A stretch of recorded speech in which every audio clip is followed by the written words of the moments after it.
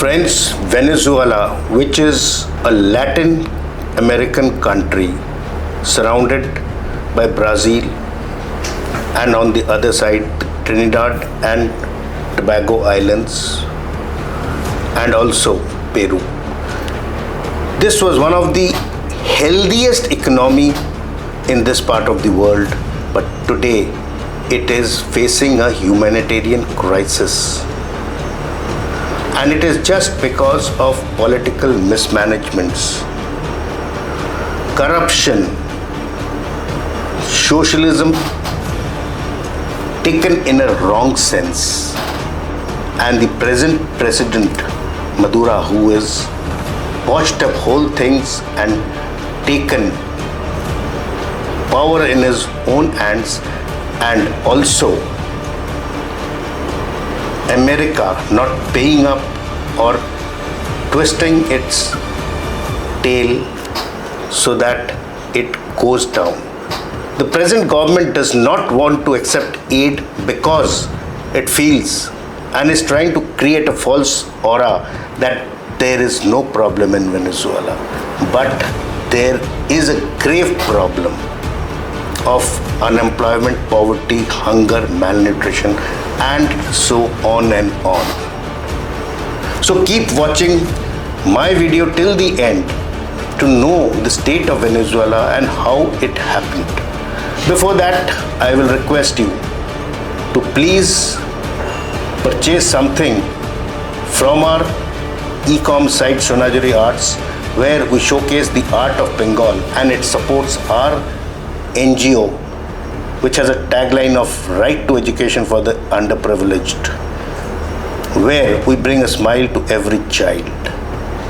So moving on, Venezuela has got persistent poverty and food security, and about 73% of the population lives in poverty, and as of early this year, around 40% of Venezuelans experience food insecurity. There are severe shortages of the basic amenities like potable water, electricity and gas, and economic recovery is so slow that it is less than 5.5%, and it remains half the size that it was in 2013 when the regime changed. And this has happened because the President Nicolas Maduro government has consolidated its power and deepened its apparatus of political persuasions.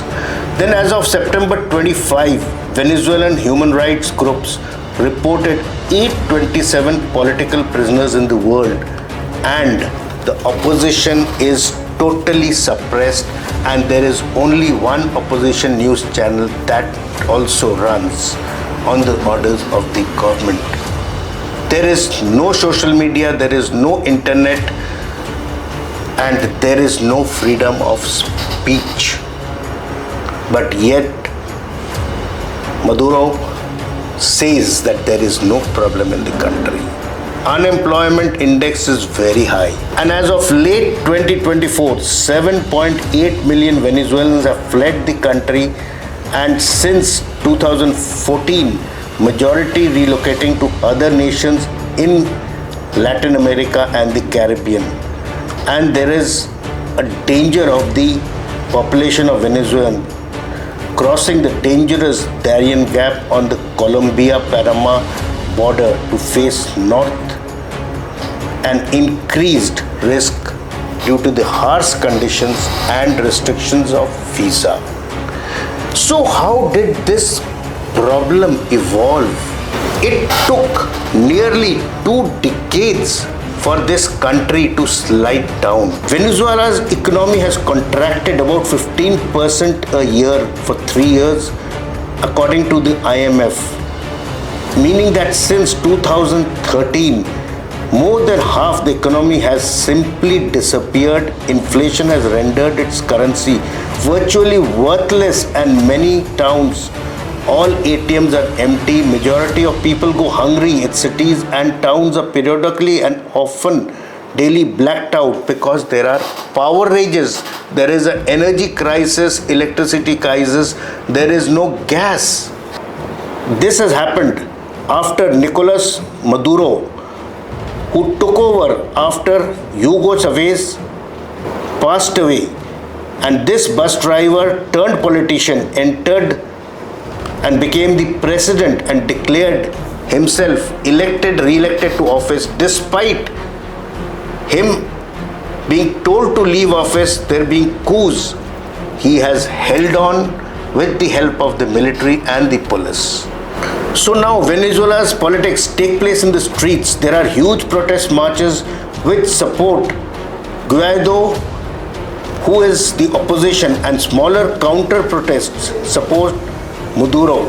There is use of deadly force, like I told, of the military and police, and there are human rights violations, and desperate crowds are left reeling under impact by the military and the police. Emergency aid by the US, UN and other countries are refused and returned. Emergency planes are not let to enter because Maduro says that there is no emergency. So here the annual inflation rate reached about 13 lakh% in 12 months, and by the end of the year there was about doubling of this by 19 days on an average. This left Venezuela struggling for basic items like food and toiletries, and even there are not enough medicines left.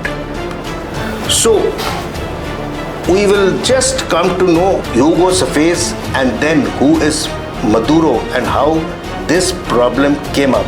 So Hugo Chavez was a socialist revolutionary, hero of the people at one time, friend of the downtrodden, and the man who snuffed out freedom in Venezuela in due course of time. In multiple versions of biography, this man was born in southwestern Venezuela in 52, one of the 6 sons to 2 school teachers, and then he was not interested in studies but in sports, and also he was quite impressed by the writings of Marx, Lenin, Bolivar and others, and he wanted to be a revolutionary Marxist in Venezuela to change the times to come.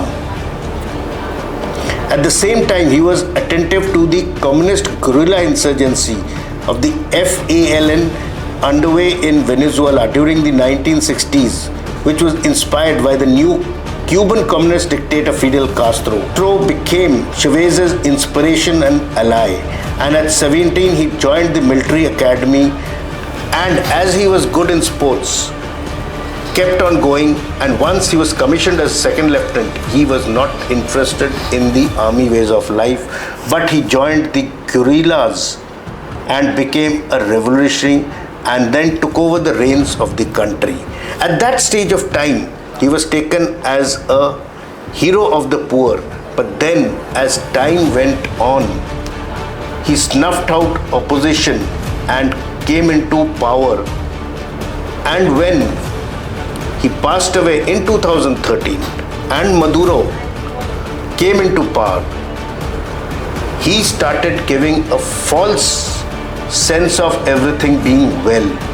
And today's state in which Venezuela is all created by this man, who is not ready to have free elections, not ready to have opposition, and also has seen US into the wrong ways, and the oil that Venezuela was selling to America is not now being repaid for, and neither is aid coming into Venezuela. So the state of Venezuela is quite grave, and we will have to watch out how Maduro functions and how he can be removed, so the politics of Venezuela can change and people can get back their golden eras again. Jai Hind.